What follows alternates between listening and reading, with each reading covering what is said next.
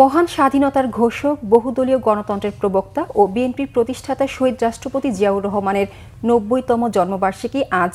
১৯৩৬ সালের ১৯ জানুয়ারি তিনি বগুড়ার গাবতলী উপজেলায় বাগবাড়ি গ্রামে জন্মগ্রহণ করেন। এই ক্ষণজন্মা নেতার বর্ণাঢ্য জীবন ছিল অসাধারণ। শিক্ষা জীবন শেষে ১৯৫৫ সালে তিনি পাকিস্তানি মিলিটারি একাডেমিতে অফিসার হিসেবে কমিশন লাভ করেন। একজন সৈনিক হিসেবে কর্মজীবন শুরু করলেও দেশের সংকটে তিনি বারবার ত্রাণকর্তা হিসেবে অবতীর্ণ হয়ে দেশকে সংকট থেকে মুক্ত করেছেন। তিনি শুধু বাংলাদেশের মহান স্বাধীনতার ঘোষণাই দেননি, স্বয়ং অস্ত্র হাতে যুদ্ধও করেছেন। যুদ্ধ শেষে তিনি আবার সৈনিক হিসেবে ফিরে গেছেন। অসাধারণ দেশপ্রেমিক, অসম সাহসিকতা, সততা, নিষ্ঠা ও সহজ সরল ব্যক্তিত্বের প্রতীক জিয়াউর রহমানের দেশের জন্য অবদান অসামান্য।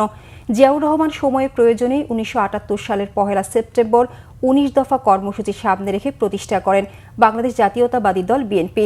তার জন্মবার্ষিকী উপলক্ষে বিএনপি এবং অঙ্গ ও সহযোগী সংগঠন আলোচনা সভা ও দোয়া মাহফিল সহ নানা কর্মসূচি গ্রহণ করেছে।